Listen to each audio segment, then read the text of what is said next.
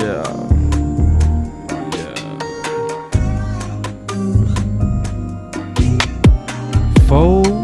4-1. Feel good, man. It do, man. New flavor, man. New feel for us, man. Yeah, it's a new feel.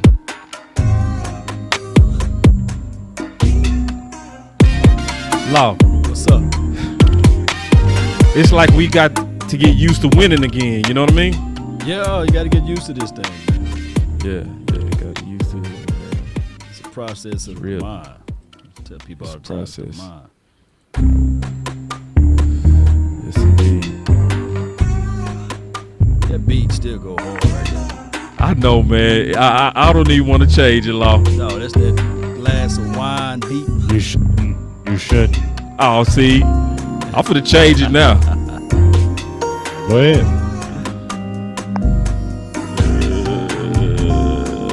Yeah, there it is.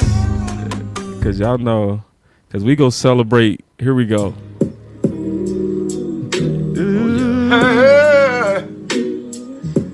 Ain't nobody calling me, texting me, Yes. paging me, Right. asking me, are you still in ball? Calling me, texting me, paging me, asking me, am I still in ball?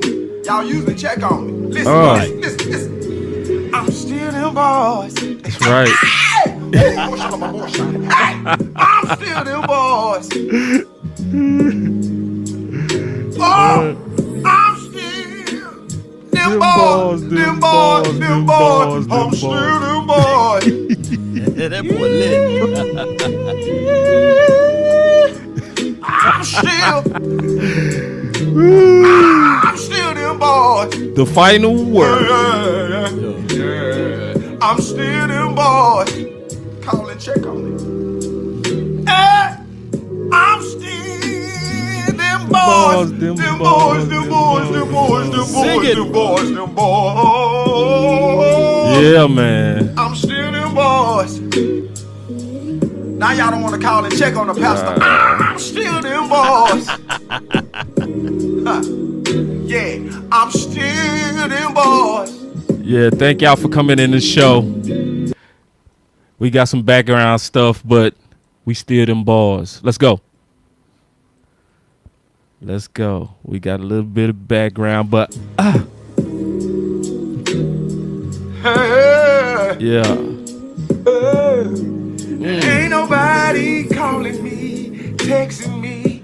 I'm just setting up the OC. Asking me, are you still in ball? And we good to go. There it is. Calling me, texting me, paging me, They ain't doing none of that, asking me, am I still in ball? They not doing Y'all none of need to that. check on me. Listen. I'm still in balls. Yes. Yes. I'm still in balls.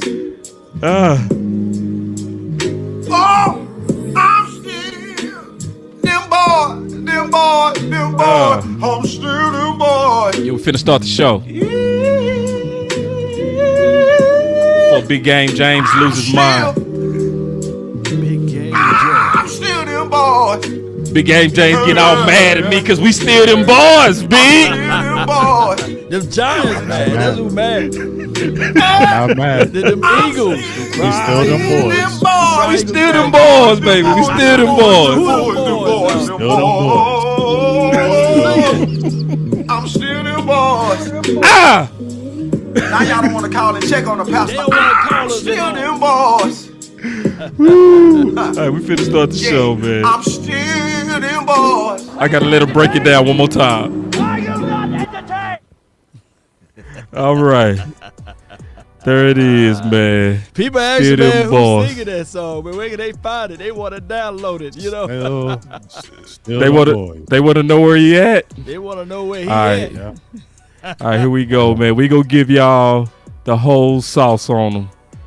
So y'all make sure y'all look up Larry Holman. That's who did that. Oh, yeah. So, I mean, I just love the Cowboys community, man. Oh, yeah. We are so creative. We are the most creative by a million miles. If you're not having guys podcasting to a whole nother level, talking X's and O's and film to a whole nother level, going live 4 times a day on a whole nother level, we also bringing that song to a whole nother level. Right. But anyway, they didn't come to hear that. They want to talk about ball.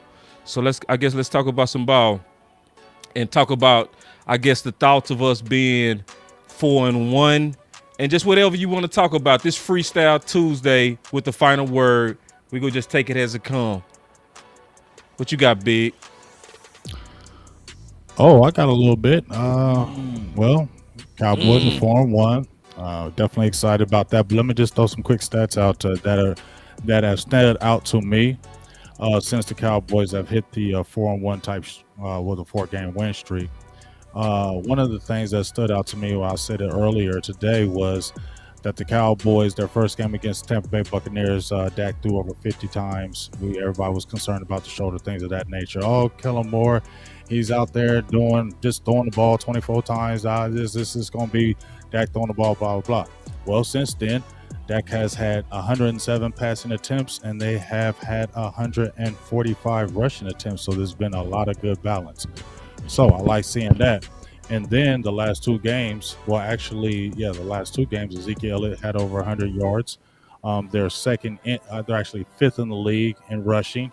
Actually, they're second in the league. I apologize. Second in the league in rushing at 172 yards a game. Dak Prescott's throwing for about 266, 270 yards a game. I think me and you talked about this, Boss Cowboys, about we didn't want to see Dak throwing 50 times a game this season. We wanted to see him throwing. It's cool throwing him 25 times, 30 times in a game, because we wanted to see that balance. You just saw it this last game. Dak threw 32 times. They rushed for like 37 times. You saw the balance once again. So that's the one thing that's really standing out to me, the balance of the team. They can hit you in many ways. And then with the defense, they're holding teams to 35% on third downs. That's huge. That means they're getting teams off the field. They're also +7 in the turnover margin. That means they're creating turnovers and they're getting their offense a short field so they can score. They're holding teams. They're actually 50% on third down and fourth down, their offense, and they're 60% in the red zone, which a lot of people are complaining about with Kellen Moore, that he can't score in the red zone. We keep on getting field goals. Well, that's been a steady percentage this whole 5 games. So I like seeing those type of things. Man, that's good stuff, man. That's a great opening right there. And Big Game James, everything you spit at us right now, man, I should have had an umbrella, man, because you're spitting the truth over here. And the main thing that I see that's different from this team than the previous years is the adjustments. We've been waiting for a coach to come in to make the necessary adjustments, and they've been doing that. Back in the past, we would miss out on a player goes down like a D-Law, or a player goes down like a Gallimore or Tristan Hill or a Donovan Wilson, or a player that goes down in general, and we'll be like a chicken with his head cut off, not knowing where to go. And I use the analogy, and I'm not trying to bring up the Jason Garrett administration, but I got to do this, follow along. Jason Garrett was the coach that can get you anywhere in Dallas, right? He can drive you anywhere in Dallas, but he needed the GPS. Without it, he didn't know where to go. Well, I come here to tell you that Mike McCarthy, within his second year now, without a GPS, he's navigating, baby. And he's doing it all via delegation. He's letting Kellen Moore do his thing. He's letting Dan Quinn sprinkle his magic. Oh, excuse me. He's giving longitude and latitude for the other positioning coaches to do their magic. Shout out to, what's the defensive back coach? His name just slipped my mind. What's his name, Big Game James? Joe Witt. No, not Joe Witt, the other one. Al Harris. Al Harris, I think. Big, no. I know Big Game, though. Joe Witt. Al Harris. Yeah, he's right on the money. Okay. So You know what I'm saying? So what? Who the towel boy? Tony Steele. Who the cameraman? I stay on it, big dog. He's on it. That's what I'm saying. I'm saying it. Before you finish that, Before you finish that though, Law, I want to say this to you, Mr. Boss Cowboys. Remember what we was talking about specifically you? What's you that? said this about the defensive line coach. You was like, you don't know because he was a rookie. You didn't Yeah, know if I he was did. going to come in and do his thing. And guess what? In 5 games or this, I think he's made a nice little difference. Of course, Dan Quinn has probably had his imprint on that as well. Right. But you got to give him some props. I can't remember his name, but I know he's from overseas. But shout outs to him. Durden. Durden. Oh, yeah. Yeah. Durden. And you're right. And I did. Like, I actually came on my channel and talked about it was some people I needed to eat crow with. Oh, yeah. So, and he was one, and I named him. I also named Coach Pete. Skip. Yeah, because I agree with you. We both agreed on that. I agree with you, too, he man. made me nervous. Just keeping it real. I felt like he was going to be a guy that was going to cater to Zeke too much. But the whole running back room is playing better. But boss, yeah. we can say him, but can we say that trainer 300 or whatever was? Yes. I don't know if I give Pete all that because that 300. 300. He got them jump. He got them all jump cutting and hopping and skipping and scobbing. I don't know about Pete. I'm gonna get 300 a lot of props. I reached out to him last year. He's willing to jump on the show, by the way. So we need to bring that guy on. Just saying. Oh my I'm God, just 300, saying, dog. Yeah, Hey. that joke will be. He's in it. Now man. listen, I'm finna come straight off the top turnbuckle. Y'all ready? Let's talk about it, man. So, Cooper brought this up. He said, when you're on a roll like this, you start thinking about a Super Bowl. Wee, Coop. Go ahead. Say, you know what I mean? Yeah. I'm finna go ahead, cause see, yeah. Game by game, game hold by on. game. Cause here we go. Cause y'all already know. It's a big thing for Boss Cowboy to actually say publicly that he drunk Kool-Aid. Listen, I do not drink Kool-Aid without first measuring. I have to ask that question. Is this a Super Bowl team? Here we go. I got it off the top turnbuckle. I told you I was coming big. Let's go. That joker went and hit us with that. I don't even want to talk about that. I don't even want to talk about no Super Bowl. Yes, if you look at the elements of the team, offensively, they can beat you in every way. They have the receiving core, and Michael Gallup is out. They have an offensive line. They got guys. They got at least 7 strong. Leo Collins comes back in. You got your quarterback who's a top 5, top 3 quarterback in the league. Your running game is tremendous. Your offensive coordinator is, you know what he's doing in his 3rd year. He knows the NFL. You have a defensive coordinator who has a pedigree. He has these young guys playing. And the biggest thing, if you want to look at a Super Bowl team, you want to have that offense, but it's that defense. And it's opportunistic. It's young, it's deep, and it can hit you in many different ways. And you have a coordinator who's not scared to make change. You have a coordinator who's not scared to attack. And when you have those are the elements you want. But we're taking this one game at a time. Let's think about these New England Patriots. One game at a time. Law.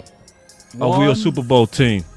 One thing to mention, when you enter into high school, you say to yourself, I'm going to graduate, right? And you don't think that you're not, but you saying that I'm going to graduate. So you put in that time, that work, and it takes time for you to get to that 12th grade in order to graduate. So the same philosophy should be bestowed upon the players. Like, hey, we're going to take this thing one day at a time. Now there's 2 types of situations that's going on here. The Dallas Cowboy fans, we can say we going to the Super Bowl. We going to win the Super Bowl every year. LIS and let it shine. You know, when we win, I try to tell fans, hey, take this moment in time for at least 24 hours and celebrate this win, right? And then, go dive into the next opponent. But I come here to tell you, Amari Cooper, he just needs to be focused in and locked in on the Patriots. Now, he can lament the fact that, we going to the Super Bowl. That's good. But I need for him to stay focused in on the Patriots. Don't sleep on the Patriots. Don't overlook the Patriots. And I'm not saying that that's what they're doing, but I just want this team to sit back, relax, and chill. And I'm going to tell y'all, everybody that's watching it right now, it's a good feeling. I said we going to the Super Bowl in my lifetime, and three times we made it to the Super Bowl and won it. That's a good feeling. Ain't that right, Big Game James? Oh, I mean, yes, I sir. know It's when a you great was little, you know, you were like, hey, we going to the Super Bowl, we no. going to win, dog. Mm-hmm. And when it happened, when that thing manifested itself into lifting up and hosting that Lombardi trophy, hey, that's the biggest feeling that you can ever have. And I want some of those new fans that never got a chance to have that feeling to feel it. But that's for us, the players. They just need to hush and play. I digress. Yeah. Yeah. So listen, man. Are the Cowboys a Super Bowl team? Not yet. Not yet. The Cowboys got to get through the conundrum of this schedule and stay healthy, right? They got the Washington football team twice. We got the Patriots. We got the Vikings. We got the Chiefs coming up. We got the Saints coming up on the schedule. So are we a championship Super Bowl team? Not yet. Could we be? Absolutely yes. Check back with me in December.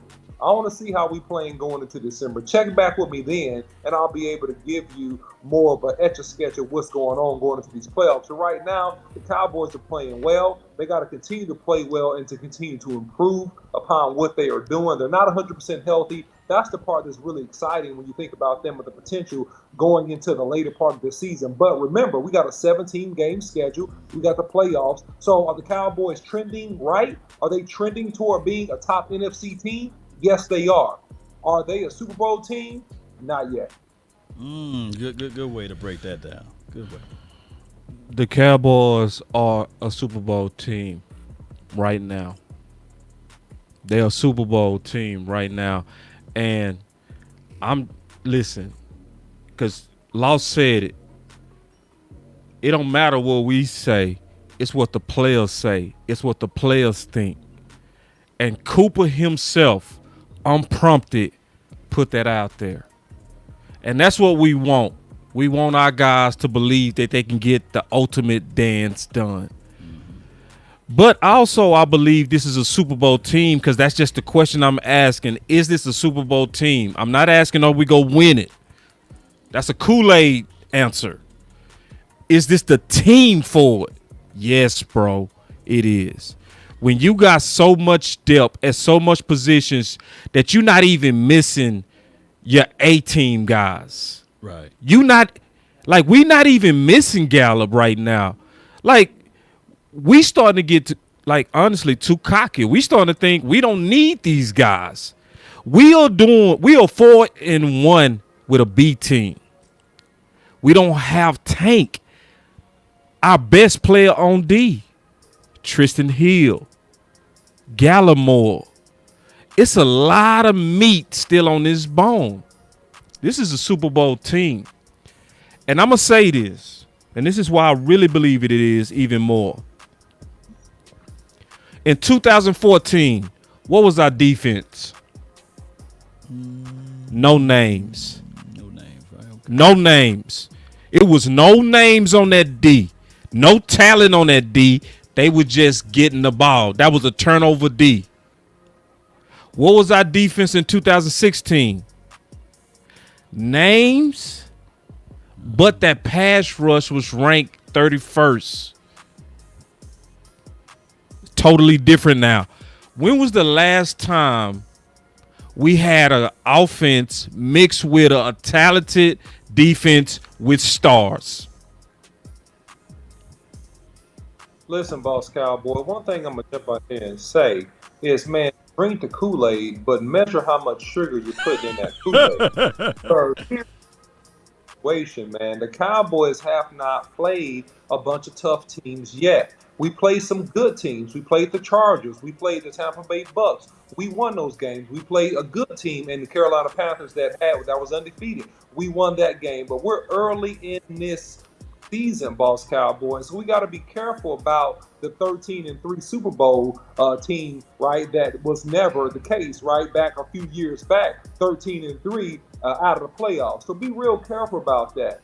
the Super Bowl and going to the Super Bowl and the playoffs is a game about momentum. That's why I said check back with me in December, because it's about who's playing well, who's peaking at the end of the season. That's the team that makes the run deep into the playoffs. That's the team. Look back last year. The Tampa Bay Buccaneers they looked like garbage right the first half of the season. They had a turnaround. They got hot at the end of the year. They played great going into the playoffs, and they made a run. So it's not necessarily the best team in the regular season. It's about who's playing the best ball in December, that's hot, that's gelling at the right time. So I'd say again, measure the amount of sugar you put in that Kool-Aid, Boss Cowboy. Yeah, man.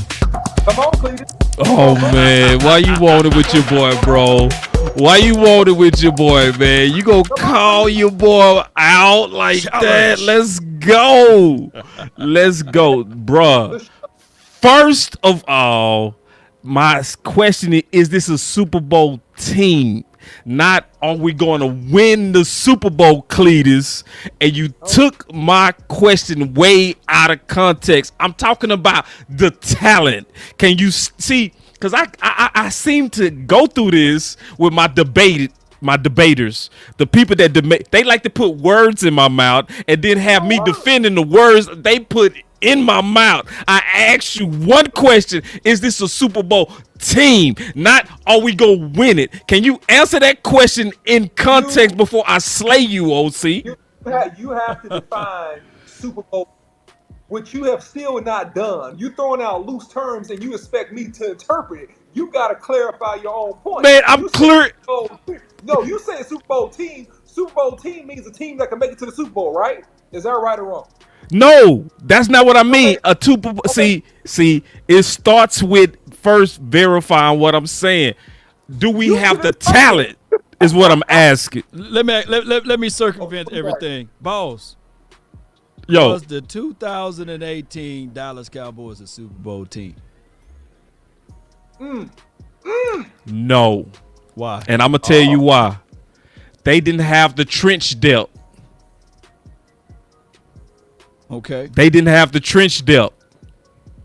So when we faced the Rams, how did we get our nose whooped? Let's be honest.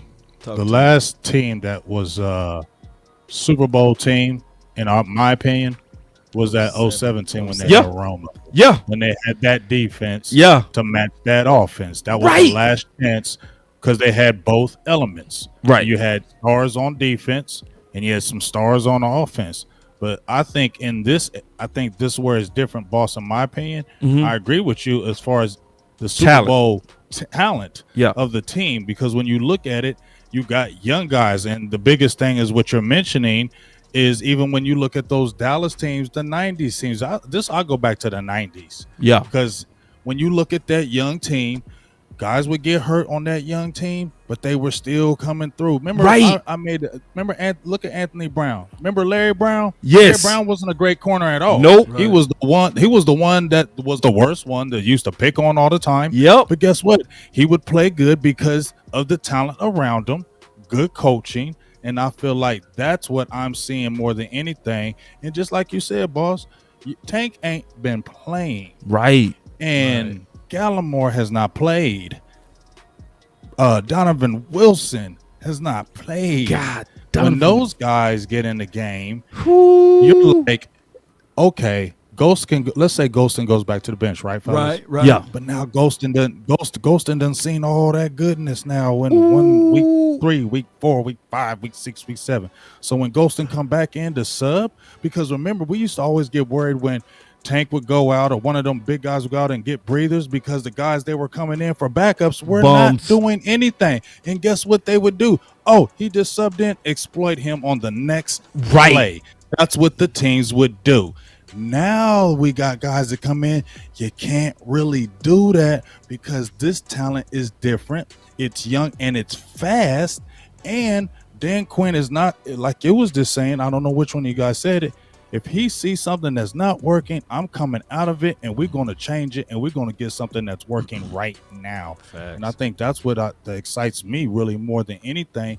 But really is making this team a championship type team is the defense. Yes. But Big Game, let me Period. ask you this quick question then.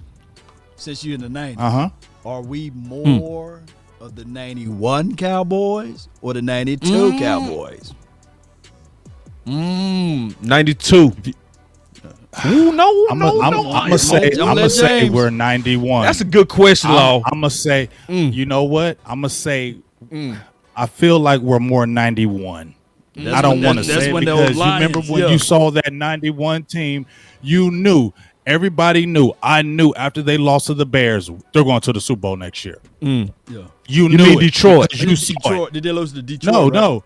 We lost to Detroit in the playoffs. Okay, yeah. Yeah, After they Sanders, beat the Bears and then they lost Detroit. Right. You still knew the next year, okay, we're going to win it next year. Because you knew that talent. Yeah. You saw that talent. You're like, they're going to win it next year because they're going to be fully together. They're going to know each other's brains. And then what else are they talking about?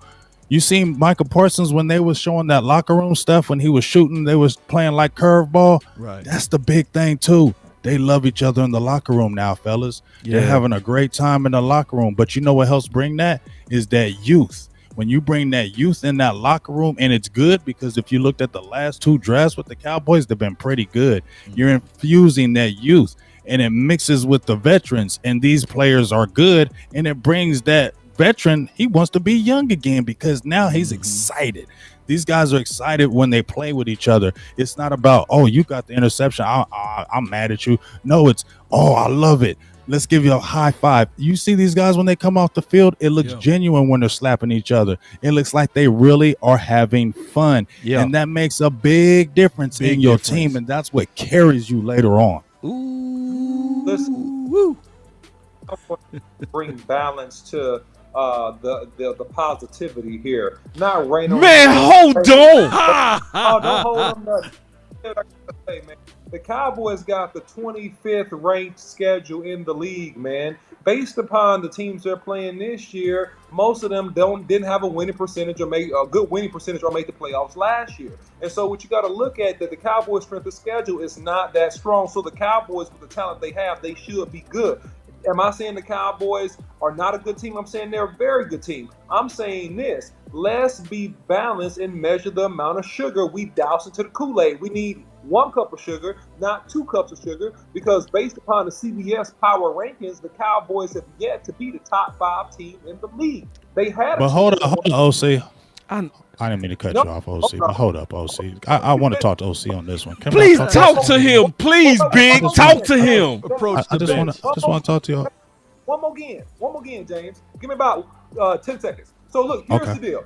So we got the Cardinals, we got the Packers, we got the Buccaneers, we got the Bills, we got the Browns. That's based on CBS power rankings. And I would argue to say the Cowboys should be in the top 5. But what I'm saying is we cannot anoint them as a Super Bowl team until they've won a tough game or two, right? And so they haven't had a whole bunch of tough games that they've pulled out yet because we're early in the year. When they have a couple games they're able to pull out against tough top-tier talent in the league, then I will say. But right now, they're a good team. They're trending in the right direction.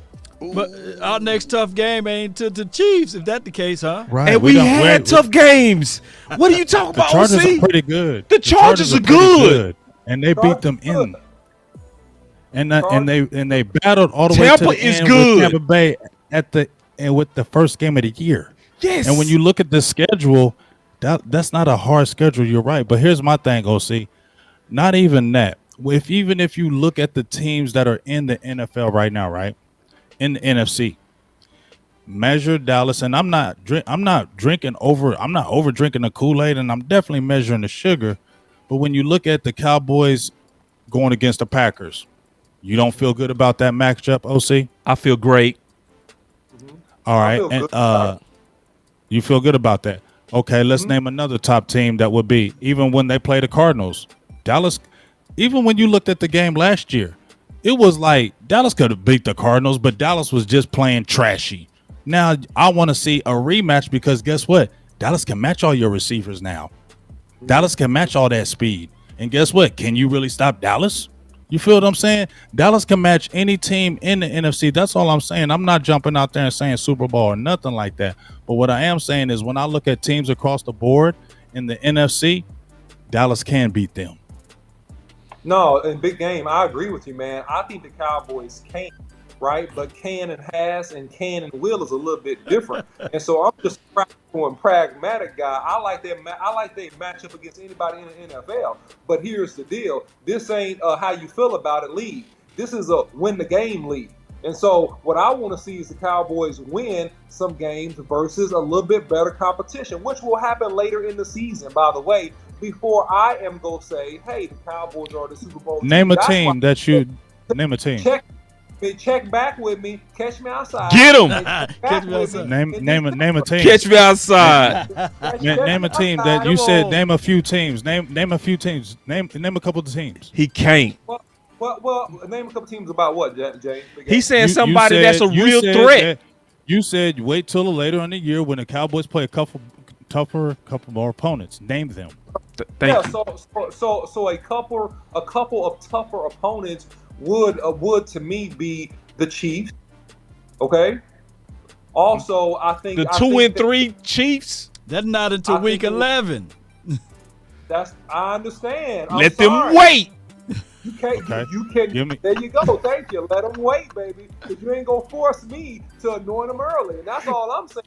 It's not about anointing. I want you to tell me a team that you think is gonna. You said they need to see a couple opponents. Yeah, I named some. So listen. I think the Saints will give them a game. I think the Saints. Yes, I think. Hey man, don't listen. You carefully, must son. be out your goddamn mind. Come on, man. Wait a minute. Come on now. Wait, bro. We just beat the team that struggled against the Saints. Easily we beat them, right? Yes, easily. The Giants just played the Saints, right? And we just easily beat the Giants. Now, I know this is not a tick for tack, but come on, OC. Come on. OC. Y'all can pile on the OC, but this is what I'm going to tell all y'all, man. Get better. Okay, listen. Who peed in your I coach Kool-Aid? a little league. Listen. I coach a little league team, and the same team that we blew out early in the year played us super tough this past weekend. We're a better team. So what I'm telling you is this: teams get better throughout the course of the year, and so you cannot just make a all-out prediction based upon what you've seen, whether it's good or bad, on the first 5 games of the year. Because later in the year, I guarantee you that we go run into some teams that's going to give us a challenge and give us some work. That's what I'm telling you. Can I segue into this? Nobody made a prediction, though. Yeah. We just asked one question, not a prediction. Right. A prediction is we're going to win the Super Bowl. Okay, Nobody did that. I asked one question based on Cooper. Cooper said it, not me. He did. Right. He said, basically, when you on a roll like this, you start thinking about a Super Bowl. So he wasn't even definitive. Basically, I was just asking the question, is he talking crazy or is this a Super Bowl team? And I was speaking of talent. So, I don't think nobody made a declarative statement of winning the Super Bowl. And if you heard that, I can see why you think we drinking Kool-Aid. I didn't say you said the Cowboys go win the Super Bowl. See, now there you go put words in my mouth. I say that, boss. No, you said that. You said you can't make a declarative statement, and I'm saying nobody did. Nobody made a statement like that. So the Cowboys are talented, man. They have enough talent when healthy to make it to the Super Bowl. That's what I think. Whether they go get there or not, I don't know. I'll give those predictions closer to December, man. That's what I'm telling you. Hey, OC, can you agree with this? You mentioned that other teams could be getting better. Is there a possibility that we are seeing that this Dallas Cowboy team is getting better, by the way? Your point, Law, that's an excellent point. The Cowboys will continue to get better. The Cowboys are not close to peaking. They're not close to peaking. Facts. Right? And so they're going to continue to get better, and they're going to continue to put it down, man, I believe. But like I said, this ain't a think or a feel. This is a win league, baby. And so what I'm saying is I want to see those W's, man. And when I see those W's add up, we get close to December, then you go see the OC jumping from the rooftop all in on everything. All right. Well, I'll say this before you. I didn't mean to cut you off, boss. I apologize. Well, I'm just going to say this: the categories that I named, those will make championship teams. And I'm not saying this is a Super Bowl team. They definitely have the talent. But when I look at those type of stats that I named off, those are the type of stats that you need to win the Super Bowl. Those are the types of winning stats that you have to have when you want to have a Super Bowl type team. They're 5th in the league in rushing defense. They're 31st in the league in passing defense, but they are 5th in the league in rushing defense. Now, if you looked at that 2014 team, they were number 1 in the league in rushing defense, I believe, the whole year. But it was a deceiving number because they were always getting leads. They didn't have that talent that year, but it was a deceiving number because they would get up on teams so quickly and then make them teams come out of their games. That's when the opportunistic times with the turnovers came. So this is what I was comparing when Boss mentioned that 2014, which was a great comparison. I mentioned that as well because this team is different for the fact that they actually have talent that team didn't have on defense. And that's what was a missing element on that 2014 team, because this run defense, I believe, is a lot more real because it actually does have the people on the inside that can really stop people.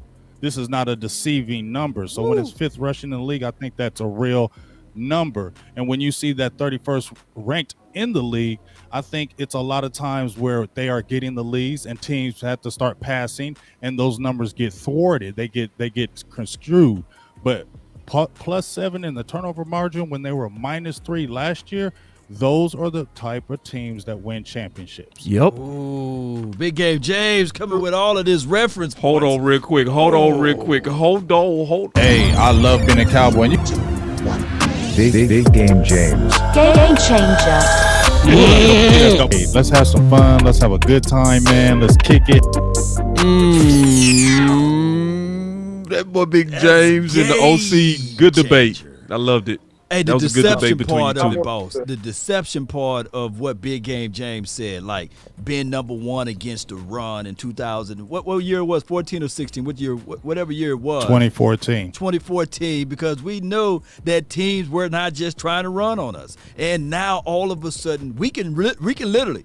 This is no fake deception or like something to deceive us on stopping the run, because we knew that the Tampa Bay Buccaneers came in with the mindset that they was going to run, and they couldn't, right? And then we knew like the second week, hey, the Chargers said, okay, they got the little guy that's running now. He's running over everybody, but he couldn't run on us. The Eagles cry. They said they're going to try to run. Everybody that we played, and of course, we know what happened with the Panthers. They just couldn't do it, but they tried it. And I love the fact that we can stop the run.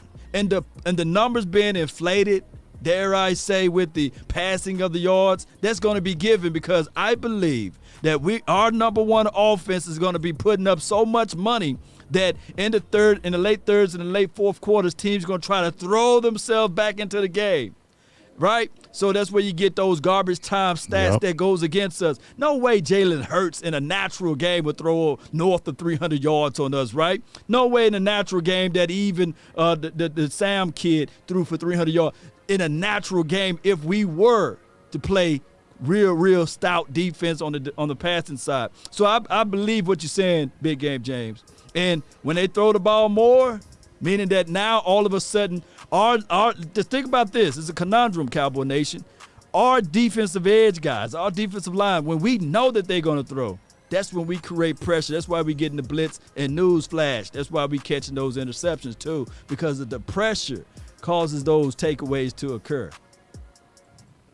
Yes, I mean, Drop it. And remember, you're listening to nothing but the best. Drop it hard. Let's go.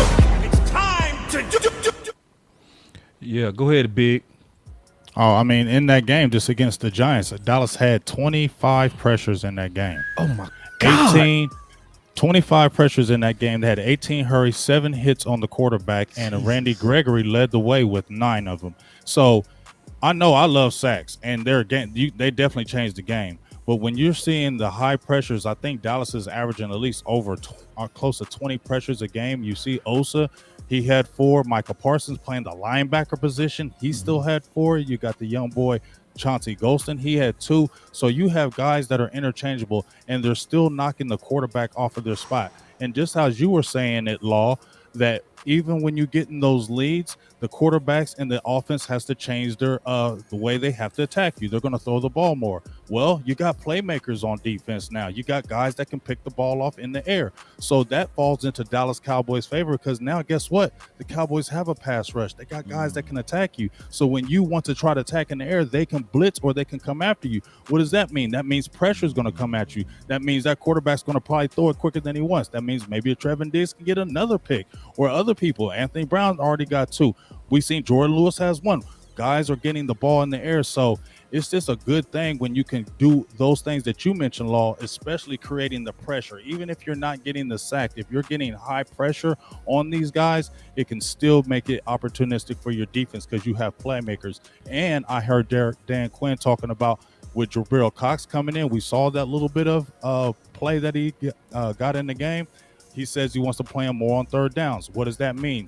He can cover. So I can definitely tell you, in my opinion, because I seen Cox return 1 in college, I definitely can see Cox returning 1 this year for a touchdown interception. I'm calling it. Message. The OC. The film breakdown. So this gives us a chance, since we're talking about pass rush, one of the things obviously that been coming up a lot is Parsons with his pass rushing skills. I never really talked to you, Law, and Big about this. What are y'all thoughts about him playing more of a pass rusher or a hybrid of the linebacker, or would you want him more at linebacker? We never talked about this as the OC talk about some of these pass rush moves that you see. Go ahead, OC, and then we'll talk about that. Yeah, I mean, so what you see here is you see the rudiments of a 3-4, and you see him rushing his right tackle. You see the dip and the rip. It's causing a step up in the sack with LVE right there, man, flushing him up toward the pressure. So you see him standing up here, rushing the right tackle, and you see him again, quick inside move. That's a hold. Ball got to come out quick. He still gets hit. All right, so you're going to see Micah Parsons win and be disruptive over and over again. He's at the stand up here at the top of the screen. Here is again, nice bull rush all the way back to Herbert. He's running for his life. And there he is running, runs out of bounds. All right. So he's disrupting the play, causing them not to have the time, and also giving his defensive back end short time to cover because he's getting so fast. That's a good inside move, fantastic inside move. And there he is pressuring him. If he didn't throw that ball, that would have been a sack. So he chunks it up. So, you know, what you see with Micah Parsons is you have tremendous hands, right? Tremendous hands. He's weaving inside, getting in the quarterback's face. Tremendous hands. And the only thing he has to add is kind of a dip and pulling his body all the way through to the quarterback. But, I mean, you're going to see him again swatting with the hands. There he is, getting the tackle right there for loss. So tremendously good with his hands. And from the linebacker position, they more so blitz him up the B gap, which I think is not as effective for him. I think he's most effective rushing off of the edge. Although he did lead the team in tackles this game with 8 tackles, he's more effective from a pass rushing perspective when you line him up on the edge and you let him go against a tight end or tackle one-on-one, because the secret's out on Micah Parsons. I'm telling you, those guards and centers, they're sitting looking at Micah Parsons anytime he lines up a middle linebacker in his third and long. So that's the deal with him, you know. There it is. Yeah, I want to change the subject quickly to something else and get all y'all thoughts. Oh, no, matter of fact, I never got y'all thoughts on Parsons at linebacker versus pass rusher, because I know where the OC stand on it. I never really talked to you about it, Law, nor you, Big. This give us a chance for everybody to kind of hear both of you guys out on that. Well, I mean, if you're asking me, I'm conflicted. Yeah. Very, very, very, very, See, man, very, hold on. very, Hold very, on. very, very, very, very, very conflicted. I Okay? respect the hell out of Because Big. I know he's that linebacker, and I love him when they can just move him around. But daggone it, when he was that defensive end, daggone it, that man can just rush the passer. I mean, he was defensive end in college, right? Right. I mean, high school. I mean, that's what he was, and then they converted him, And really, I mean, he only played really his freshman and sophomore year. Didn't only really play 2 years. You feel me? Yeah. At that linebacker position. So he's really more that still that D end. It's just so natural, dog. It's just so natural when you watch him. You just look at him and you like, dog, if they just kept him there. And it's like, I don't want to keep him there because he's so versatile, because he can do so many things. But man, when he's just there a whole game, he's gonna kill that dude. Yes. He is. He's different. He's different. He's the Dak Prescott of the D. I said it from day one. He's Dak Prescott of the defense. I've been saying it day one. And if you're watching it, yeah, I said it day one. He was Dak Prescott of the defense. Remember when RJ Otel was on there? Remember when Dave Hellman was on there? I asked him, I said, is he the Dak Prescott? I don't know about that. Yeah, I bet y'all if I asked y'all that now, y'all might say that. Y'all might say it. Because guess what? That whole defense is flowing off of him. Now Osa's a dog too. Now I ain't leaving you out, Osa. So no, but you're right. I ain't slipping on that whole defense is flowing off of Parsons. Flowing off of Parsons. Dog. You know it. Everybody know it. Yes. And when he gets to turning up, that whole defense get to really turning up. Yep. Facts. Hold on real quick, Big. You already know. Perfect. Oh yeah. Woo! Shoot. I love them perfects. A plus. Put another plus by it. You know. To be conflicted with that. Yeah, I agree. But also I trust Dan Quinn to put him in positions to win. And that just don't rhyme, but that's just how this goes. When we got Randy Gregory back, that was cool coming off of the protocol. We saw the impact that Randy been making so far on this run. And I like the notion to keep Parsons at the edge too, but at this time, they drafted him to be a linebacker. And I know, when we had Okoye on the channel, I said, what is the most important punching position in boxing? He said the jab. And you can jab from anywhere, right? So I look at it like this. Continue to keep the opposition guessing. Let's not leak out anything. Let's keep Bill Belichick thinking, is he going to be on the edge this week? Is he going to shoot through A or B gap? And like the OC said, he's better off the edge, right? But the quickest line to the quarterback is straight through the gap, right through the middle and the inside, the A and the B. So let's continue to keep them guessing, and hopefully when we get our reinforcements back, we just still sprinkle him on the edge and here and there. So I just look at it like that. Just keep teams guessing. And go ahead, OC. Now, I'm going to go back to a previous point, man. Look, here's the thing we got to remember, that Micah Parsons is a weapon. Facts. And so a weapon you use a variety of ways, a variety of angles, a variety of places. So to be honest, in terms of just purely rushing the passer, he's best at defensive end. But in terms of impact and the ability to affect a scheme, he's better at linebacker. There you go. So the answer to that question is this. You need him playing both. You need him playing at linebacker and you need him playing at rush in. And based upon the game and the scenario and based upon what's going on, he's going to do both. Lawrence Taylor. He's making impact plays, Cowboy Nation. Lawrence Taylor. See, that's what Ray I said. Lewis. Lawrence Taylor. I ain't saying he's Lawrence Taylor, but I'm going to say is, you know what? When you just said Ray Lewis, Law, I'm not going to say that because I think it's more Lawrence Taylor. I just feel like Parsons, if I were to compare a player to him, not saying he's Lawrence Taylor, but it would be him because Lawrence Taylor, just like what OC said, or just like what you said, Law, or just like what Boss said. Okay, let's look at the matchup. Okay, this offensive lineman, he weak. We going after him this game. We going after him this game, and we just going to kill him. Okay, they got a nice guy over here. Let's slide D-Law right here, and then let's just move him around because let's find the best matchup where he can attack. And that's what they used to do with LT. I used to hate it because they be moving LT around all daggone game. And once they found that matchup, it'd be that play that you like, oh, God, make sure he's blocked. See, I told you should have blocked him. That's what I want to see. Oh, yeah. The manipulations, man. Hey, trying to find out who's the mic or what have you. And then on top of that, his ability to drop back in coverage, he improved on that part of the game. And wait, Cowboy Nation, when we start putting Jabril Cox into this system, I believe it's going to open up more into some of those plays because I've seen it. Come on, let's be real. 42 is good and all, but he's a liability in coverage. So when you see Cox, when you finally get a chance to see Cox out there, you won't see those droppage as it relates to coverage. And I like the fact, I really do like the fact that even with Parsons, his ability to drop back into the flats or cover the deep hook in the middle hook of the field, that goes a long way. Ooh, man, the final word, Lord.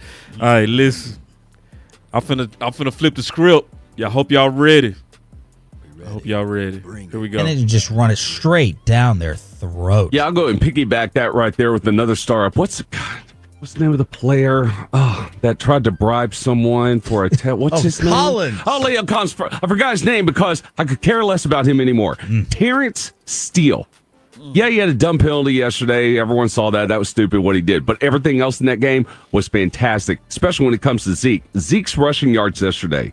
Off the left tackle, 5 yards. Off the left guard, 0 yards. Off the right guard, 24 yards. Oh, hi, Zach. 5 yards. Off the left guard, 0 yards. Off the right guard, 24 yards. Oh, hi, Zach. Zeke's rushing yards yesterday. Off the left tackle, 5 yards. Off the left guard, 0 yards. Off the right guard, 24 yards. Oh, hi, Zach. Was fantastic, especially when it comes to Zeke. Zeke's rushing yards yesterday. Off the left tackle, 5 yards. Off the left guard, 0 yards. Off the right guard, 24 yards. Oh, hi, Zach. Off the right tackle, 79 yards. Man, they kept running it. Every run was to the right. I tweeted that out. Every single one was to the right. I was texting my Giants buddies. I was like, who's your left D end over there? And they're like, it doesn't matter. They're all terrible. We don't have any linebackers either. And Broadus tweeted me back. He was a little bit surprised they were going to. So, and that's going back to what I was saying. This is a Super Bowl team, bro. Like, I'm not gonna even get caught up in the debate of Liel and Steele and all that. That's a trap. Right. But more so, look how cold we are, bro. We're the backup. You done swallowed the Kool-Aid. This dude, pour the Kool-Aid on him. Just pour the Kool-Aid all over. Just pour it on his head. Oh, yeah. Kool-Aid. He crashed on the wall. Who we talking about? You. Okay, and what point? I want to hear this. Fight.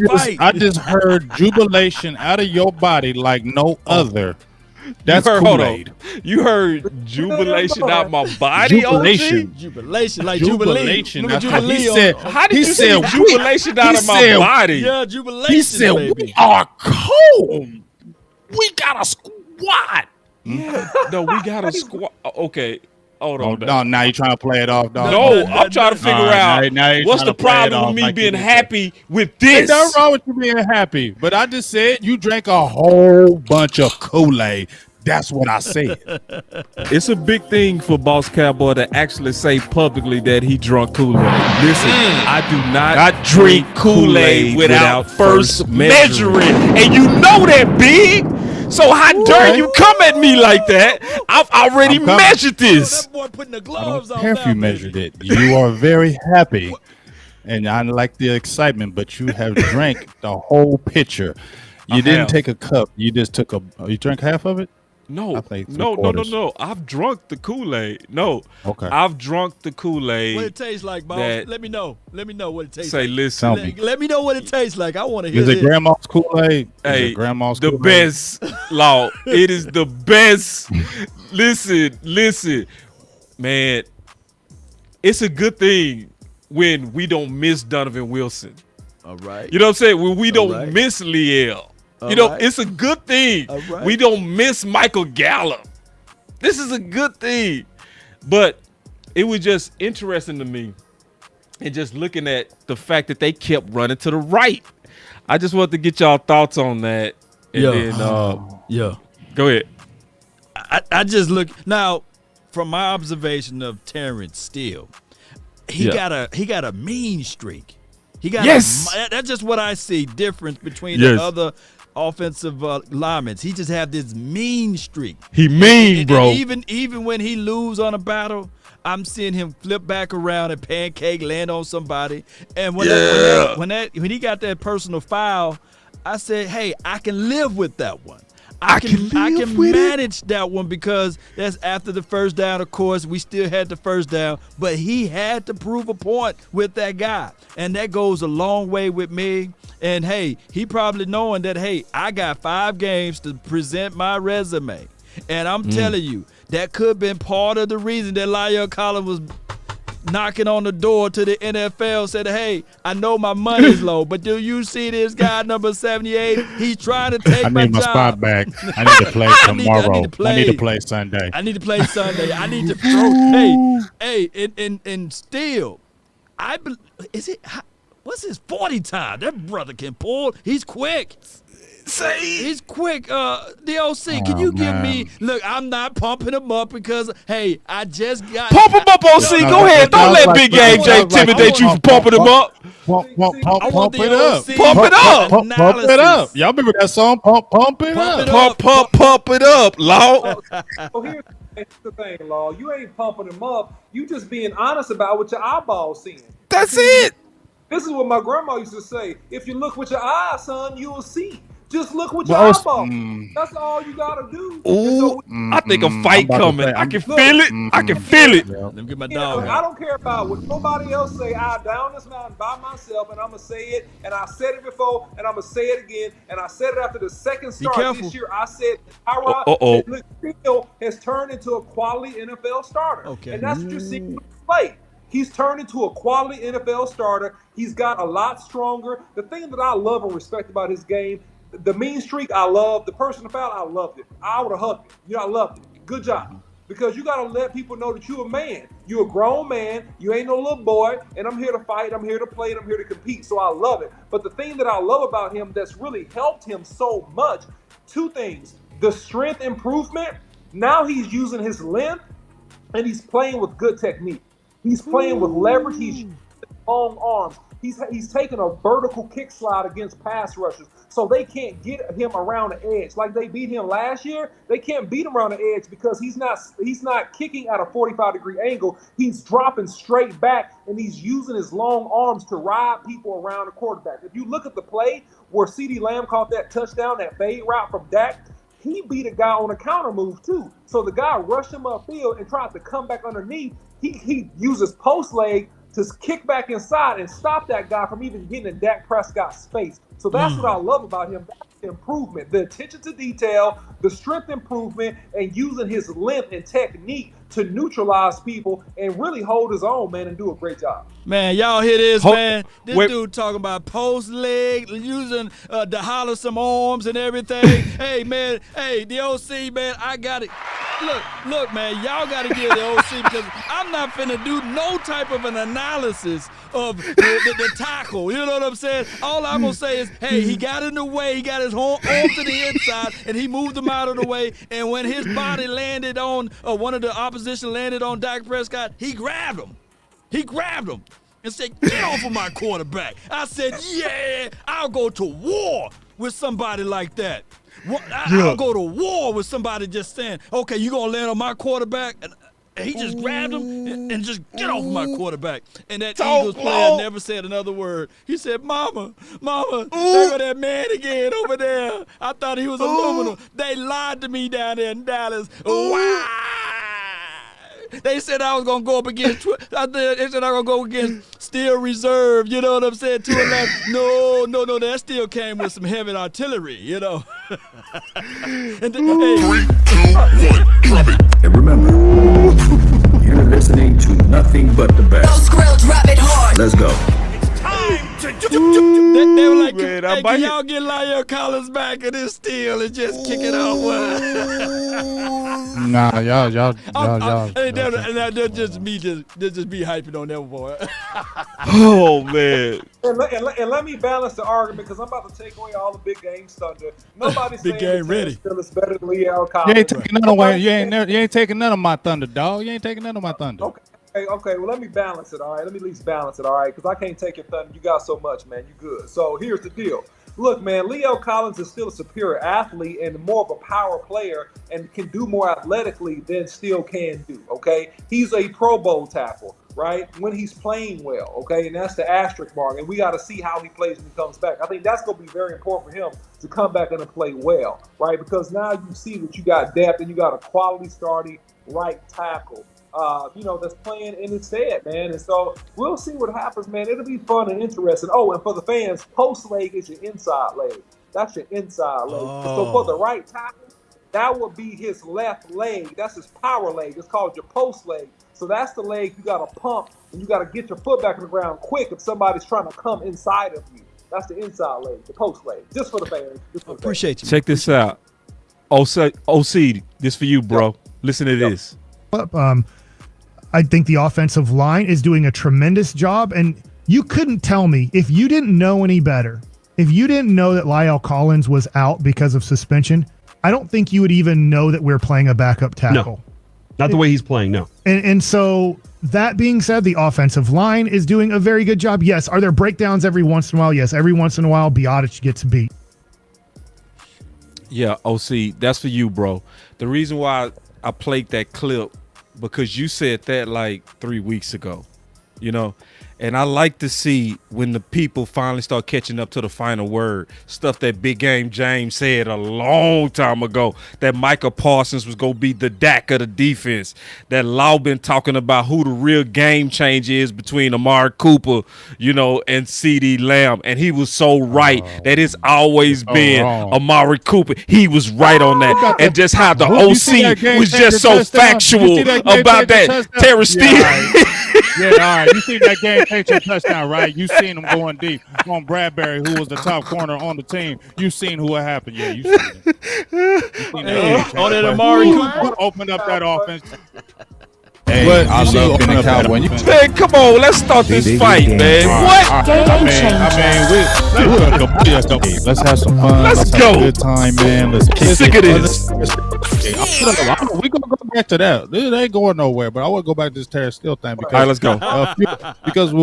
Because when we first started, because I don't know the offensive line like OC, and I don't even try to claim to be. This guy is the man when it comes to that. I'm just asking questions. Right. My question is. First, you were saying that Terrence still didn't have that strength. He didn't have that strength. So it wasn't him adjusting his technique, because you said when week one or even before the preseason started, you said you didn't think Terrence Steele was going to be any kind of starting tackle because the technique was bad. He doesn't play with strength or his hands. His hands wasn't strong. So did he change his technique for him to play better in these last 3 weeks because you didn't see it in the beginning?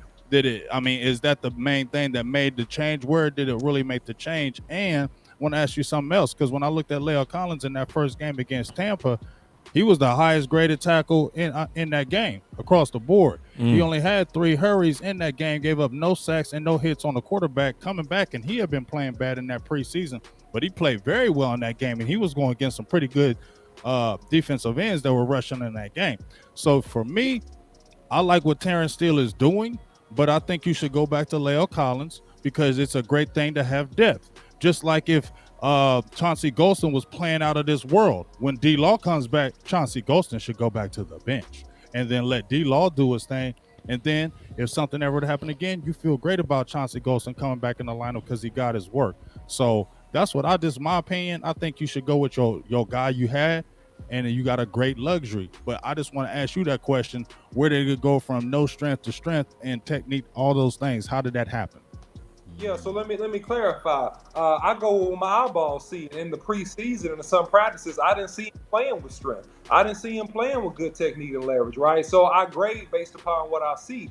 But as we know, I told you in the preseason when we talked before, and we actually talked live about this, I said, look, I saw La'el Collins getting beat, right? I saw him getting ran around, right? In the first game, number 1, he picked it up, right? Same difference with Terrence Steele. When he got out there and got the start, obviously he got a lot stronger because he showed the strength. I didn't see the strength. But now I got a body of work of evidence. I got now several games to say that, okay, I'm looking at consistency here, right? Not player to in preseason to show that, okay, his technique has improved. You compare the tape versus this year and last year, and his strength has improved by his ability to stop and play with power players this year versus last year based upon the body of work, not just the preseason. Now, the argument, and we said this on Boss Cowboy Sports Show, the argument has never been right, against La'el Collins starting at right tackle. Never. Right? We brought this up. The argument, Big, has always been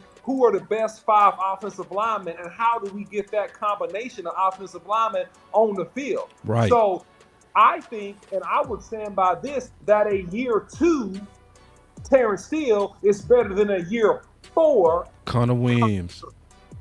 That's what I'm saying. And that's been the whole argument. It's never been that Terrence Steele is a better right tackle than La'el Collins. Because he's not. That's incorrect. It's always been who's the best 5 offensive linemen and how do you get those best 5 on the field. That's what I've been saying from jump. That's it.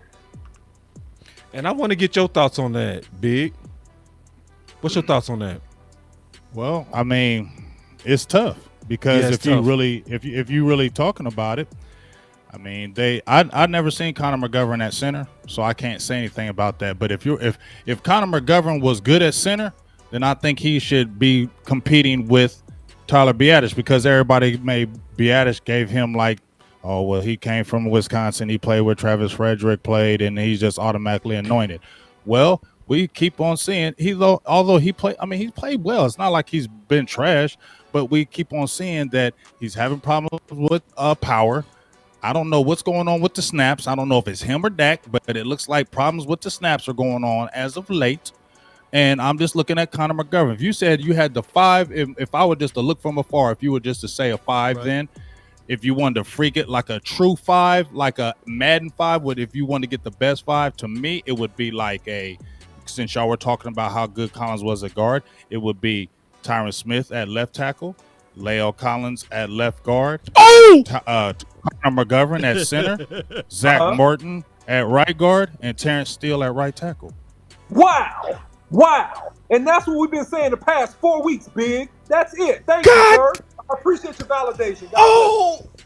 That means a lot, Big. Dog. Because that's all we've been saying, Big.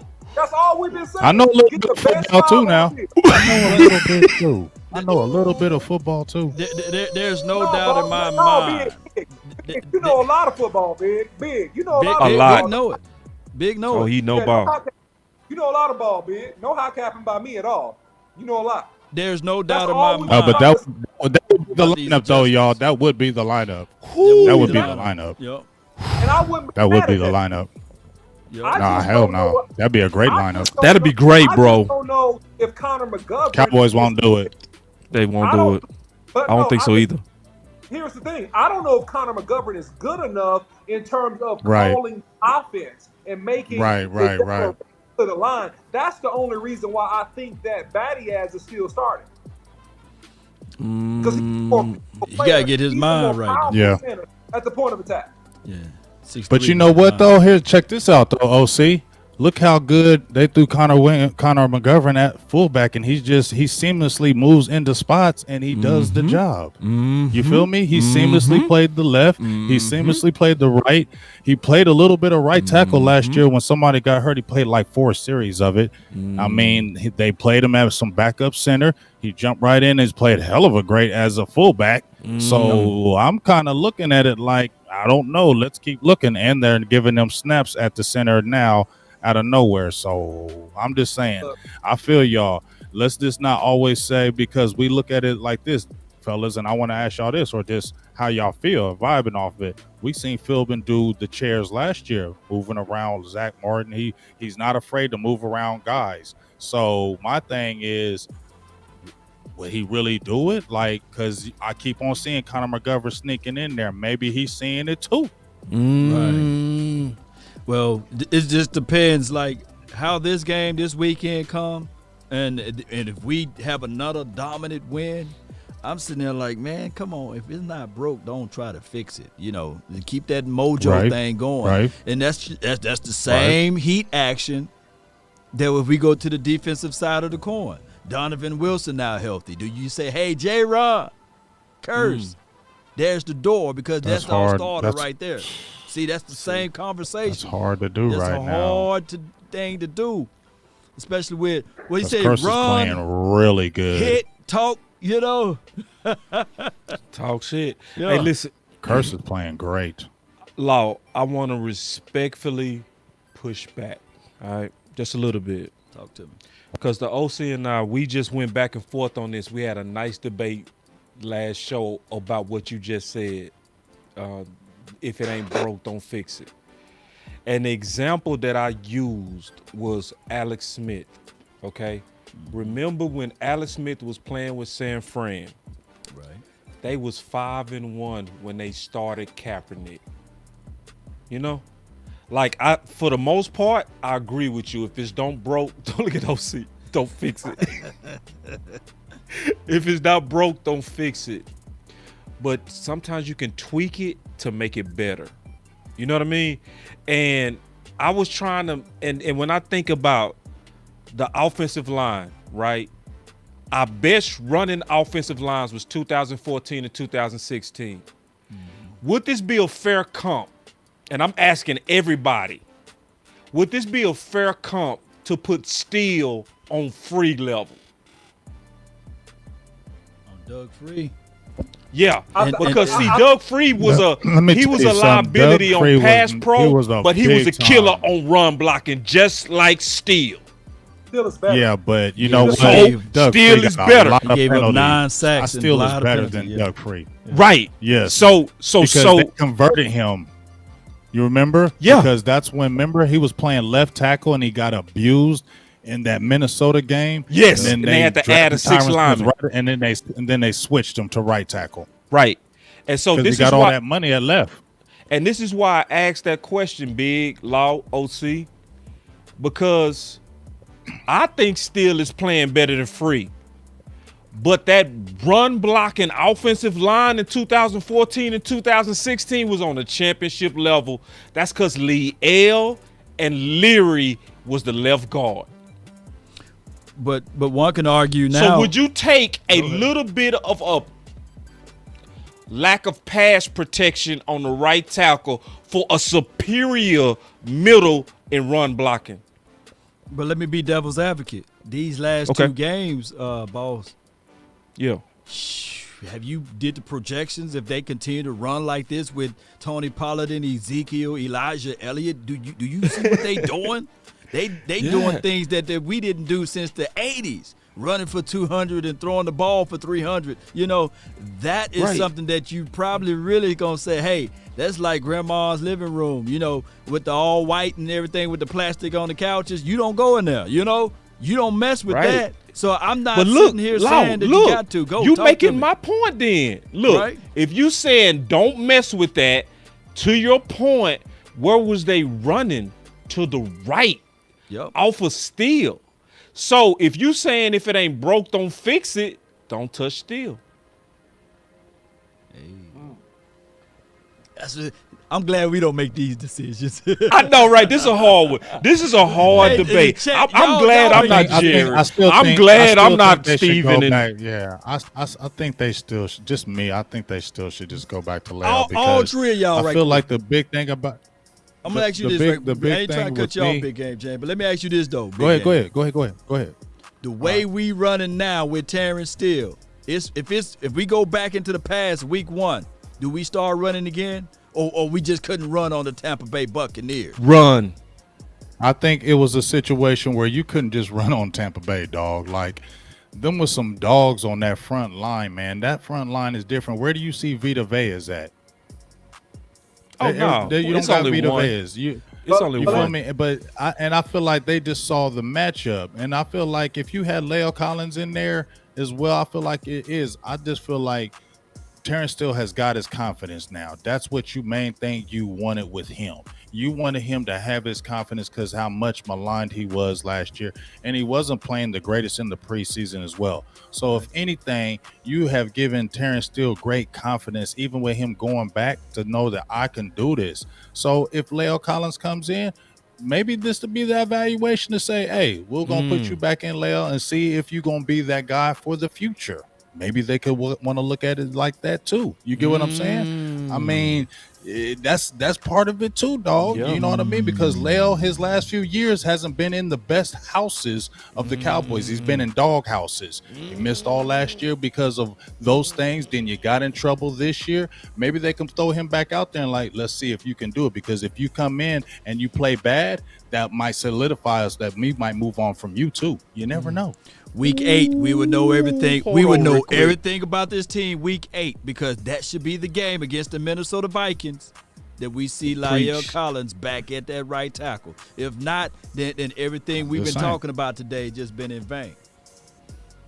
Perfect. And here's the thing that I want to bring out that's super important. I'm going to go and push back a little bit on what you said, Big.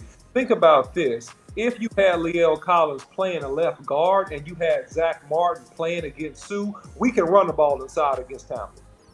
Because we got power guards. We got real pure power guards that can match strength for strength with combo blocks and create lanes. The key to any dominant run game is how well the inside three block. And remember, and I held up this little red book, right? And it's recommended reading from the OC. Hey, recommended reading. It's called From Good to Great by Jim Collins, right? And it talks about... Throw it up again, OC. From Good to Great by Jim Collins. It shares why some organizations make the leap to being great versus why some other organizations don't. And one of the key things that's spoken about in the book, without giving the whole thing away, is looking at solving problems even when things appear to be going well, because you're projecting future obstacles in which you need to do to succeed in the long term. And so most of us will think, hey man, we're doing good, don't touch it. And I'm not against what nobody's saying, but what I'm saying is this: when we try to go for 6, right? We're trying to be a championship caliber team. That's the goal. You asked me earlier, Boss Cowboy, we're a Super Bowl team. Well, what I'm telling you is that this would be potentially one of the components that could push the Cowboys over the top in terms of ability in key positions, with the key of a steal playing very well at the right tackle position. So just because it's going well, that doesn't mean that we don't stop trying to solve problems and trying to get better. And that's my point, and why I'm bringing that whole thing up. Man, good debate. I mean, this is I say this, we got great problems. You know what I mean? These are fantastic problems that we literally having a real debate about still potentially being a right tackle. Now, some people would try to troll this idea for whatever reason, but if you serious and you really going back and forth, this is not an easy thing that we debate. Right. Because you got a great right tackle at La'el, right? And then you also saying you could have a great middle with La'el, but you might take a little bit off the right tackle if you move him. This is not easy, but this is a good debate. I'm for what James said. T. Smith, left tackle, La'el, left guard, potentially McGovern, battling Tyler in the middle, Zach Martin, and Steele. I would ride with that. I think we would run over everybody with that. And to answer your question, Law, could we run the ball on Tampa with this line? I say yes, and it's because of the why. When I go look at where we was running and where we're having our success, it's because we having success running off of Steele.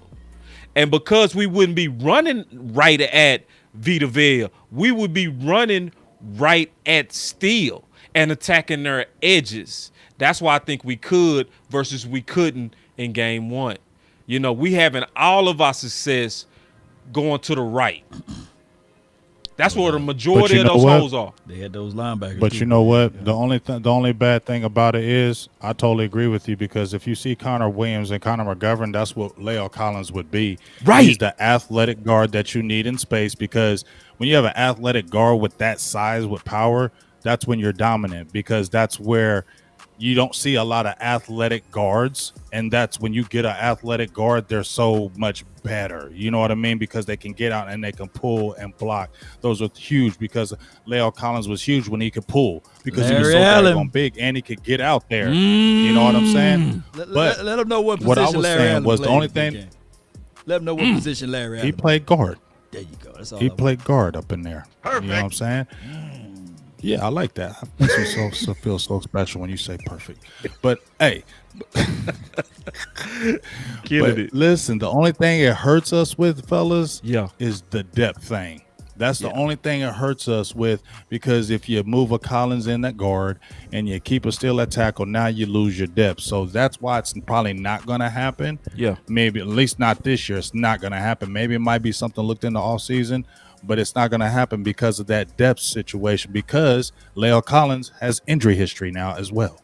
Facts. Oh, just to put that on there, 2019 was a long time ago, right? That's over 730 days, Cowboy Nation. So I'm not sitting here saying that La'el fell off of the cliff or anything, because I think I heard Duke Manyweather or somebody say that La'el is looking like he's going to be ready. I forgot the name. I forgot the person that said it, but I'm going to find it and I'm going to post it for you guys. But that's a long time. 2019, right? That's before the pandemic. So y'all let that sink in. The last time y'all saw La'el.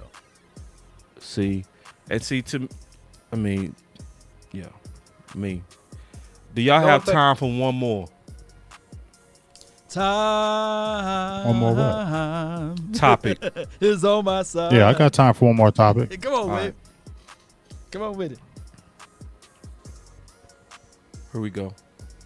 Can tell you on the team in a minute. Okay. But what I wanted to see was, all right, let's go back. I think we talked about this 18? last week or the week before. 18? Like, where does he rank in the league on interior players when it comes to pressure? Number 2.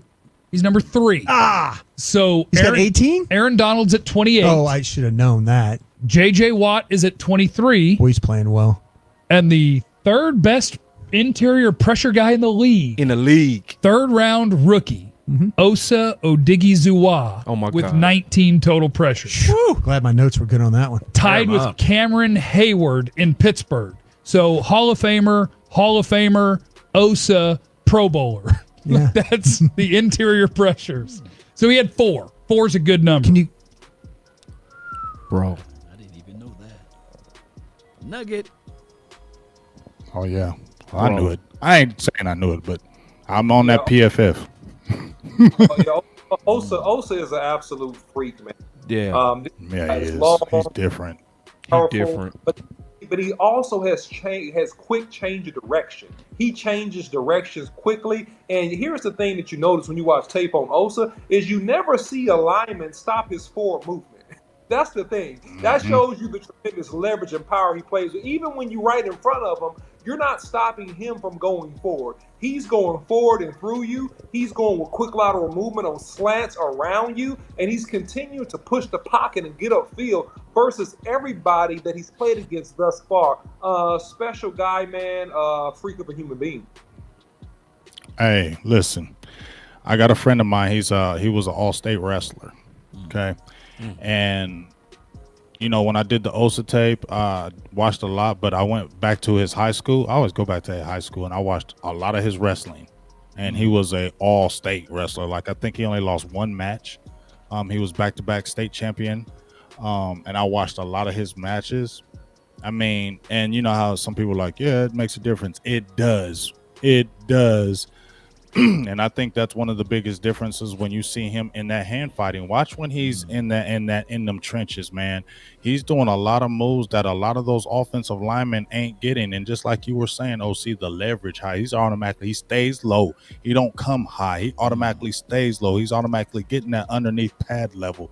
He is already moving your arms. He's powerful for that size that he is, because it's not like he's 320 pounds. He's 280. That's you feel crazy. me? He's 280. He's like that. You know what he reminds me of? Just me, but I feel like he's better with the moves.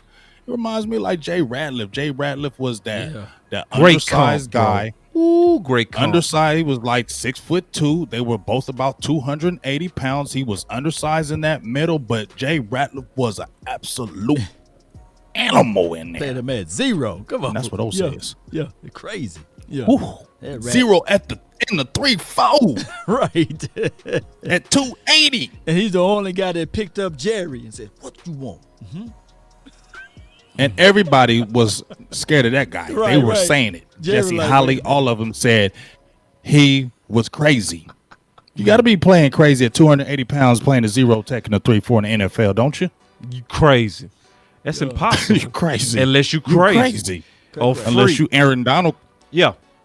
Mind over matter. Yeah. That's, so I'm gonna switch the topic just a little bit. Hey, just real quick. Wow. I know, but check this. Is it time for us to get off Jerry and Will McClay balls? Because we always screaming for names. At some point, I think we got to just trust them, bro. You know what I mean? Because every time there's a name, we say, Dallas are serious. Dallas, Jerry, he's so cheap. We're not going to win a championship until he die. But then when they draft all these young cats who come in and play way above what they supposed to, we get quiet. And then as soon as the cornerback from New England come back, we go out there, Jerry not serious. He need to sign a corner. Without us giving boss man a look. Is it time for us to kind of just be like, look, our personnel department know what they doing. You know what I'm saying? Or am I tripping? You ain't tripping at all. I've given Baby Nuts Jones a lot of props lately. Baby Nuts Jones. I'm giving you props. Yeah. If I can't sit there and bash you all the time and say stuff and you've been coming through. Because also, boss, let's look at it like this also, boss. Yeah. When you're talking about the over-signing players, Dallas ain't even in them problems. Dallas ain't even got them problems. Like, they got Malik Hooker, KZ, and Curse for the cheapy cheap. The cheap of the cheap. And they all three playing well. You got all them rookies on cheap rookie contracts. Your major guys is still not hurting your cap. So he's manipulated the cap from A1 day one. We ain't never hated on him with the cap. We knew he could manipulate the cap. We would get mad at him that he ain't spending. But like you said, boss, they ain't spending. He said we gonna trust in the draft. Get these few. Ain't this what Steven said from A1 since he really took over that little spot? He said we ain't spending no more on no big name free agents. We gonna live through the draft. We gonna sprinkle in our free agents and we gonna sign our own. That's what he said, and he stayed true to that the whole time he been in control. Let's keep it real. Let's keep it real. So that's what I was saying is we got to be honest, bro. Like when they getting it right. It's working. But hold on. We got to look as fans, of course. We got to be, a little fan-y a little bit on some of these things. That's just what we do. Right. Now, as analysts, we can look at it and say, okay, good. The Jones family doing a great job. But something changed, though. There's no more Jeff Heath band. There's no more Brandon Hughes cars and all of this stuff. Hey, that could have been that could have been the philosophy of Garrett. Garrett gone. I mean, come on, year, ball. We were scrambling, right? Because we were like, hey, go get this guy, go get that guy. And I go back to my statement about labels. It's hard to pull those labels off because if you don't pull it off right, it still leave residue. So just like we are singing the praises of J-Ron Curse, who came in, Malik Hooker, shout out to him because I didn't think that he could play down inside the box. He's doing a great job, by the way. And on top of that, DeMonte Kamikaze, KZ, he's doing his thing. And Little big man, 174 pounds, sting like a bumblebee, right? Big as hell. Yeah, and he ain't playing around with his food. He go out there and he'll sting you. You're like, oh, these things are coming. And don't sleep on a guy named Isaiah Johnson that we picked up that's on the practice squad, elevating everybody there. Just like we giving praise to J-Ron Curse, this Isaiah kid could be just the same. Just give him a couple times, give him a minute or what have you. Yeah. This Jones family doing something special, man. With Will McClay and the coaching and the tutelage of Joe Witt Jr. and Al Harris.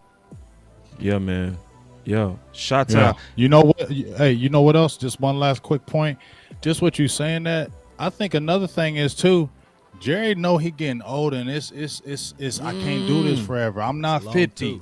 I'm not, and that's what you gotta give him props that he said, "Hey man, I ain't 50 no more. You know show. what? I'm a sit there and think about go ahead and putting Jimmy Johnson in here because guess what? I want another Super Bowl. So if I gotta break curses, if I gotta make amends, if I gotta move out the way, I gotta do whatever I gotta do. I need this Super Bowl. And let's keep it. I'm gonna say this from me, and I ain't even drinking no Kool-Aid on this with Jerry because I've always loved Jerry. I just be getting mad at him. I'm gonna just keep it real. I just get mad at him. I don't mean I don't love him, but when he was crying earlier this year, when he was talking about the team, I was feeling that man, look, I know it's almost over for me, man. Look, I want to win. I want to win. I will do whatever it takes for us to win. I felt that in his heart, and I can see it in the product of how the team is playing, how the team is being run, how they are backing off a little bit and saying, hey, we got Dan Quinn. Just do your thing, Dan Quinn. We ain't saying nothing. Guess what? You want to cut Jalen Smith? That's your son, Jerry. That was Jerry's pick. That was Jerry's guy. And I said, if we seeing some real serious stuff is if I ever see something like that. And I said, Jerry ain't doing that because that's his guy. That's his pick. Right. And when you saw him cut mid-season, that's what made me think, okay, guess what? This stuff might be getting real because when Jerry's doing that, he's saying, I want to win, so I don't care. If that's what we got to do, then that's what we got to do. I want me some glory hole. And he's getting it too. Jerry is flat out getting that glory hole because think about this. When he released the hound, it started last year. Remember, Jason Witten was like, hey, I want to get back out there. And Coach Mike McCarthy was like, you know what? Ain't no way. And then, Sean Lee, you want to get out there? Look at this contract, That when it all started, because if this was still under Jason Garrett administration, and I'm not trying to talk about Jason, but Jason Witten would have still been on this team. Yes, you are. Go ahead. Yeah. Sean Lee would still been on this still team. Might be Jeff Heath still might be on this team. Jeff Heath still might be on this team. Right. If Jason Garrett was still the coach. Hold on, I'm so glad it's over. I'm so glad that era is over. I can't handle it. Y'all give me 1 second to party off what y'all saying. Hold on.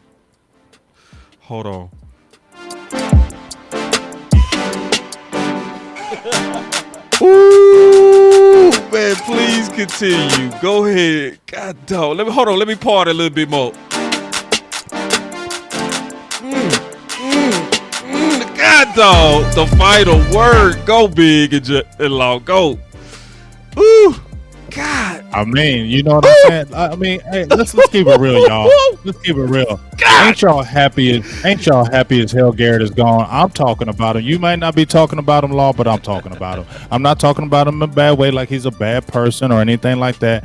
But you know what? As soon as he came on, I said, we ain't winning nothing. We ain't winning Jack Poo with no Jason Garrett. We just ain't doing it. The only time we ever had a little bit of chance, I even believe 2016 because I knew he was going to choke in the playoffs. But 2014, it was surprising. I didn't think nothing of it, and I think that's why we're so surprised. But even then, it was all kind of crazy luck in that Detroit game to even get there. I just felt like it was just always something with that guy.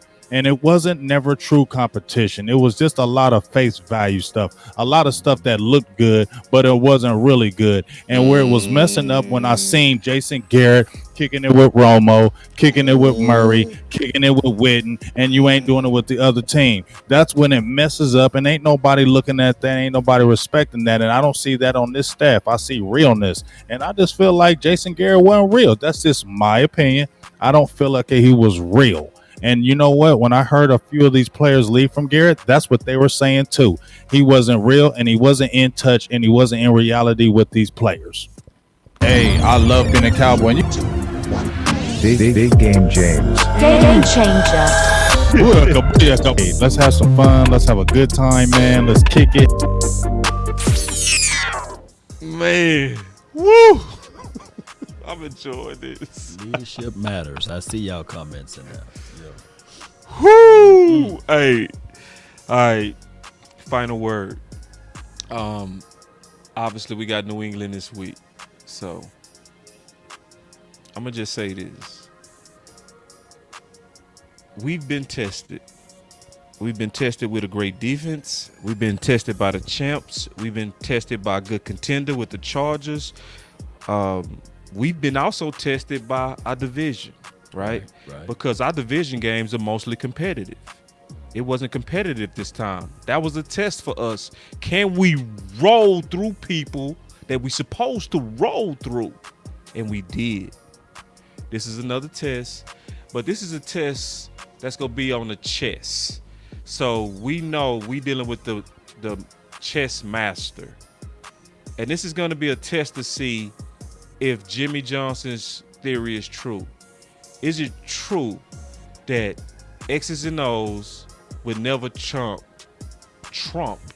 the X's and O's? Because we have the Jerry's and Joes. We have the players over Belichick. We have the players over New England. And I frankly don't think your scheme go do it, sir. I know what you go try to do. You go try to slow the game down. You go try to play and win this game on special teams. Now, hear what I just said. They go try to win this game on special teams. Expect him to be very aggressive to try to swing momentum on special teams because he won't be able to keep up with the offense and he won't be able to keep up with our defense. He go try to keep momentum and keep it close. But final words is I think we're a Super Bowl team, and I can't wait till we in true mid-season form because then I think it's going to be undeniable when we get all our guys back like Tank and Tristan and Gallimore. It's just going to be, it's just going to be too much. And we just need to be disciplined by mid-season. I'm going to kick my feet up. I'm going to just enjoy. That's my final word. Yeah, so I'll go next, man. I think the Cowboys are in prime position to really get a stride and dominate the middle part of this schedule. They got to be consistent, though. They got a great test going against, a championship coach in Bill Belichick.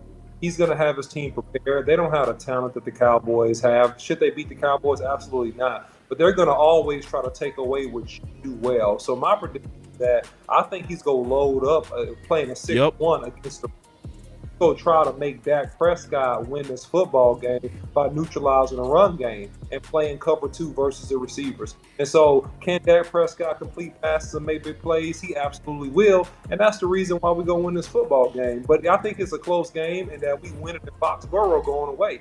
The Cowboys as an organization are turning the page in terms of coaching. And I said this last week, the Cowboys, this is the beginning of a new culture for the Cowboys, a winning culture, a business culture, a competition culture. And so as long as that culture stays in place, the Cowboys will trend to be super strong and one of the best NFC East teams going into December. Good stuff. Law always got to be the guy at the end. So I'm going to jump in there just with my quick final thought. My final thought is this. I don't want to say it. It ain't about drinking Kool-Aid, but I keep running away from it. But this team is just different. Yeah, it just is. It's different. I keep. You always want it. People always, you say that every year. No, I don't. I don't say that every year. And he does not. About no team. I'm not saying that, and I just feel like when I look at it from afar, when I look at these coaches, when I look at Witt, when I look at Al Harris, when I look at Al McCarthy, and I look at Kellen Moore and Dan Quinn and the receivers coach and Adam Henry and Pete, they're all vibing together. This team is playing together. They're playing with love. They're playing with passion. That's what I'm seeing. They're playing with love and passion. And you know what passion means, y'all, because how we go hard with this, we show our passion. And I feel like that's what I'm seeing from these Cowboys. I'm seeing passion, and I hadn't seen that in a long time. And this, I'm just excited to see it. I'm excited to see where it's gonna go. And with this Patriots game, I don't think this is gonna be a close game. I think this is gonna be a game where, when you're becoming that championship team, you slay certain dragons. You feel what I'm saying? Oh! You slay certain dragons. Say it! Championship type team. Oh, he said that with his chest out. Look at big. And the chest ain't big, but it's okay. You feel me? But when you slay a dragon, this is a guy that's a dragon our way. Brady, no Brady, because New England been beating us. And here's the thing.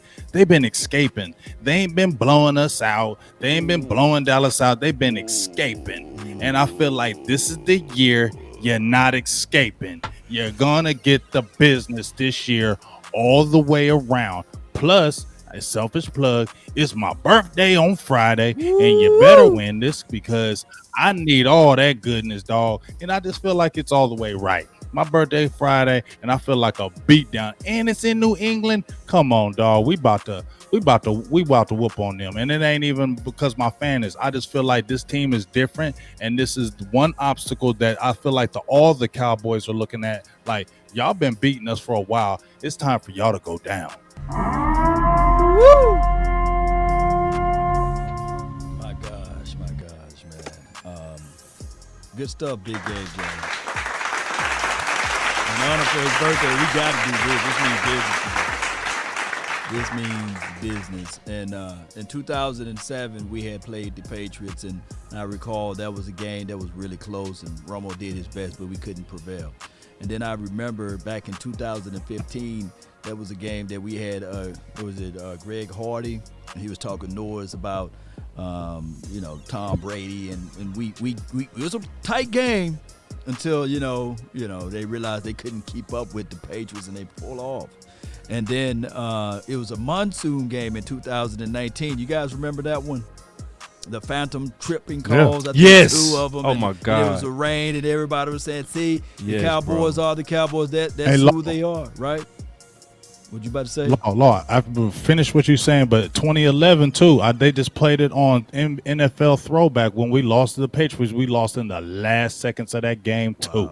Wow, I forgot about the 2011 one, but this year, 2021, there's going to be a different type of outcome. I believe that Dak Prescott, he still remember that game, right? They said that he couldn't hit water if he fell off a boat, and it was the monsoon and the phantom tripping calls and these sorts of things. So I'm looking at it like this. Cowboy Nation, we're going to be ready for those Patriots because the same feel that they got from us, in the later 2000s and the early 2000s, what have you, teams remember the 90s Cowboys, and they were trying to rub it in on us. Remember that Big Game, Jay? Everybody get amped up to wait to play the Cowboys because we did all of that winning. This should be the same type of feeling right now. We should be amped up to play against those Patriots while they're down without their quarterback, Mac, Jones. Hey, can you guys jog my memory? Did he play with, dare I say, Trayvon Diggs in college? Yes. Diggs should be able to know this man's mindset to get that pick because I want Diggs to get that pick 6. I really want this team to run it up on the Patriots. I can't stand Bill Belichick. Let's go out there and make something happen, Cowboy Nation. That's all I'm going to say. Big Game James. Let's win for Big Game James. Let's go. Let's go. All right, man. Let's all the way go. Let's all the way go. So just real quick, we got a lot of partnerships that's happening at the same time. We just had a great time at Cowboys Experience. I can't wait to Big come in town because it's not right. It's never right without you, bro. I'm going to just say that. I'm going to be all the way honest. We good, but we ain't never as good until you there. So, but we got a lot of, stuff going on with Cowboy Experience. So y'all make sure y'all check that out. We also got some events coming up with walk-on. So y'all gonna be getting a lot of details on that to where y'all gonna be able to come out and kick it with us all live. And even if Big is not there, we gonna do a better job of making sure that he's at least streamed, and we gonna make it like he's there. So we made some upgrades to where people that come out to the event go be able to get and hear the whole show, and we constantly improving. So did you have any last things on that Law, Big, OC before we get out? Hey, at these events, man. At these events, man. Look, I want you guys to come out and show support. I Yeah. get it. You know, we may not be the star football player. We may not be the person, the analyst that actually played the game or what have you, but we are passionate. We spit the same stuff we spitting via the virtual, but we also spitting it live. And then on top of that, they doing all type of specials and stuff like that. As far as the food is good, the vibe is right, the people are nice. Come on out, sprinkle some of your spices over here, Cowboy Nation. Let's show some love and adulation, because this is just the beginning. This is just the beginning. I promise you guys, this thing finna go crazy, because we got some things lined up, man, that is gonna really knock your socks off. For real. That nobody else doing it. Nobody else fan base is doing it. Nobody else. This is what we doing, baby. Cowboy Nation. This it. This it. Shoot. So that was the final word, man. Y'all stay up.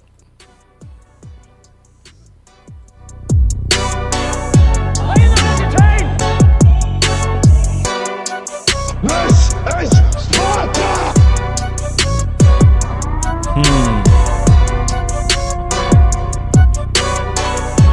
For Big Game James' birthday. Let's go.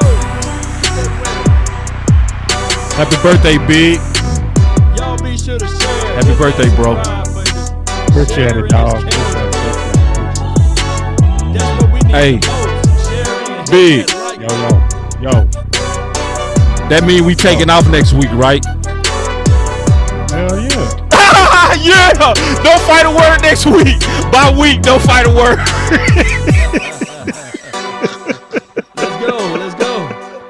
Let's go. Break. When they take a bye, we take a bye for my boy birthday. Oh, man.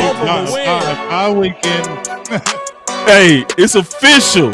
No final word on Tuesday. That's what's up, man. Let's go. DC for life. We out. Peace. And remember.